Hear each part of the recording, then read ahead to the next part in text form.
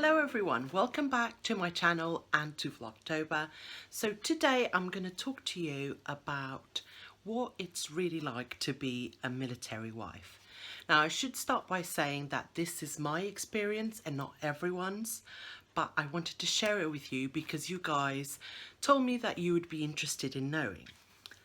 Being a military wife has been amazing. So far, so good. Has it always been roses? No. But by far the positives outweigh the negatives for me. I have made so many friends over the past 14 years. I have met some incredible women and men from all walks of life. So I wanted to share with you some of my tips and my experiences. Number one, making friends. If you are a new wife and this is your very first posting, it can be very daunting and scary. It's probably the first time you're away from your family and friends and you're starting from scratch. So what are your interests? Do you like reading? Do you like exercising? Do you have a dog you walk every day? The first thing you should do is join all your local groups, the military ones, but also the ones in your local area. This will show you what is going on around you. Is there a book club on the patch? Is there a walking group for dog owners? Is there a yoga class you would like to take? I bet there is. There is always loads of social things going on where you are.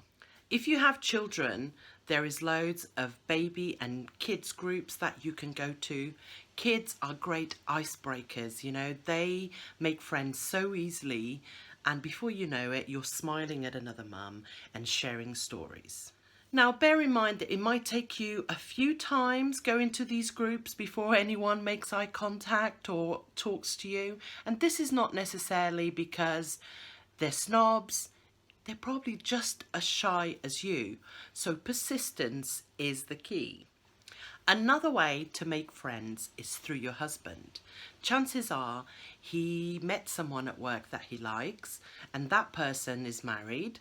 So why not arrange to go out for drinks? Or if you like hosting, why not invite them to your house for dinner? I know that if you're shy, this could be really hard, but just push through it, girl. It will be worth it. Now, it might turn out that they're weirdos and you don't want to see them again, but it might not. I've made some of my best friends through my husband. And yes, I'm talking about you, Kelly. I'm talking about you, Carly, and I'm definitely talking about you, Maggie, as well. Another great way of making friends is through your work. If you work, boom, you know, make friends through work, and then it's completely separate from your military life, so you don't have to talk about being a wife all the time. Number two, moving. How amazing is it that you get to live all over the country and sometimes abroad with the security of the military behind you? I've actually made a list of pros and cons. Pros, your husband has a job. Boom. You have a house. New area to explore and get to know. Cons, you need to find a job. You get a married quarter. New area to explore and get to know. A new school for the kids. These are just a few of the pros and cons. And by the way, guys, I've made 8 pages of notes. 8 pages. And I feel like I'm not even scratching the surface. Number 3, housing. I have been very, very lucky when it comes to housing, you know. But I know of horror stories of mold-infested houses and rats and etc. My experience, it's been okay. I always get really stressed out when a posting order comes through and I know it's time to move. Now, you guys saw me going through that just a few months ago, just the expectations. What is the house going to be like? How is my furniture going to fit in there, etc. An extra tip to say here is don't buy expensive and oversized furniture. Always bear in mind that when you move, you might have to sell it. You saw me going through that. I had to sell some of my stuff, and you end up getting 20 quid for something you've paid hundreds of pounds. It's not worth it. IKEA and secondhand buy and sell pages are your best friend. Embrace it. One of the most important things for me when I move is to make the house that I'm living in my home. You all know that, but it's also very important if you are new to somewhere and have no friends and everything is a bit alien. The first thing you should do is make your house into a home. Put your mark on it. Decorate. Do what you want to do, bearing in mind that you have to return the house to the way you found it when you first walked through the door, so don't go crazy. Number 4, dealing with deployment. Having the man you love leave for 6 months is hardcore. It's no picnic, let's be honest. I remember the first time Paul left on deployment after we got married. It was horrific. I cried a lot, ugly cry, you know, full on tears. And I'm not even a crier, you know. And the house felt empty without him. I felt sick and bereft, almost like someone had died. I know this sounds extreme, but you see this man every single day and then you know he's going to be gone for 6 months. At the time he left, soldiers were dying every day. You know, he was going to a war zone. How am I supposed to feel about that? You know, people will say to you, you knew what you were getting into when you got married. Shut up. No, we didn't. We really had no idea. You think you know, but you don't. You really don't. And comments like that are not helpful. So zip it. I didn't know when I was going to hear from him, how long it was going to be before he contacted me, how many times was he going to contact me. At the time, he used to get 10 minutes a week phone calls that he could do, and he would have to queue, you know, wait his turn, and sometimes the comms would be down, communication, so he wasn't allowed to call home. By the way, I should point out something that I didn't know at first. I used to watch the news every day, constantly, you know, what's happening. Oh my God, someone else has died. And I would feel sick thinking, Paul hasn't called. Now, if you don't know this, when someone dies in the British military, they turn the comms off. No one is allowed to call home. This is to prevent the families finding out through another source. So say your husband was hurt or killed. If other people were calling home, the other husband might say, oh, you know, Paul, well, you know, he got hurt today in theatre. And that wife would call me and say, oh, I heard that Paul got hurt, before the military had told me. Can you imagine that? That's terrible. So what they do is they turn off the communication so no one can call home, and they inform the family first. They come to your door and tell you what is going on, whether your husband's been hurt or killed, whatever. And then they reopen the communication. So most times when the communications were down, we knew that someone had died or been seriously injured, and that the families were being told. That's how it works, okay? At the moment, we are not engaging in war, if that makes sense. You know what I mean. So I feel a lot more at ease. When your husband is deployed, this is where your friends and family are the most important thing. They will be your support, and this includes other military wives. Your neighbour knows what it's like. Your neighbour knows that you are probably feeling rubbish, and people will invite you out for coffee and actually invite you to take part in their family stuff at the weekends. Do it. Don't feel like you're a burden, because most of the time people don't think that. If I invite someone to my home when their husband is away, it's not because I feel sorry for them. you know. One, I'm your friend, so I want you to be okay. Number two, I'm happy to spend time with you. And number three, I know what it's like.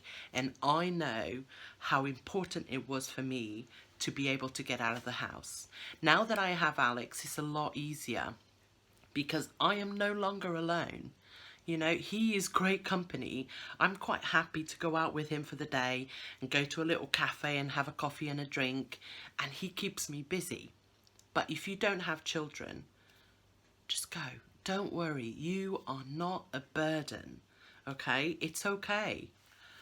An important side note is you should have a contact for someone in the military. You should have someone that works with your husband and has not been deployed to be your contact. So if you need something, you can get in touch with them. Now, I don't mean like if you need a pint of milk and you can't be bothered to get dressed and go to the shop. But if you need, something has changed, you need to get in touch with your husband and you can't, use those numbers. I definitely find that keeping busy while Paul is away is the best thing for me. Visit friends and family. Get in the car and drive and spend the weekend with them. If you don't work, go and spend the week with your nan or, you know, do that kind of stuff. For me, it's a little bit harder because my family is in Portugal, but my family, that is Paul's family, is not that far away. So if I can, I will try and go and see them. Also, invite family to come and stay with you. If your mum and dad are retired and not working, get them to come up and stay for a week and take them out and make them cups of tea and dinner. It's company, right? Now, the other important thing when your husband is deployed is how to handle your husband. Okay. Chances are he is probably stressed out. He is in a stressful job. You know, they're not going over there on a holiday, wherever they are. It's an intense job, and talking to you is their escape. They are probably sharing a room with 4 or 5 other guys. They have no privacy. They're missing home. They're missing you and their families. So I always try and have a really positive attitude when I'm talking to Paul. Now, don't get me wrong. I am overall a very positive person, so it's not that hard. And if I am having a bad day, I'll be sure to share that with Paul, you know, and that in a way keeps it real for them as well. You know, it's not just roses. You know, if you were having trouble before he left, now that he's gone, not everything is beautiful, if that makes sense. It's fine to share, but try not to overburden. Now, I know a lot of people who are going to watch this might say, they're okay. I'm the one left at home with the kids and the bills and the house to take care of. That's fine. That's how you do it. This is how I do it. I am quite happy and secure in my home. I go to sleep in my bed every night. I have my son with me. I can't imagine what it would be like to be away from my son for 4-6 months. Sorry, I'm actually getting a bit.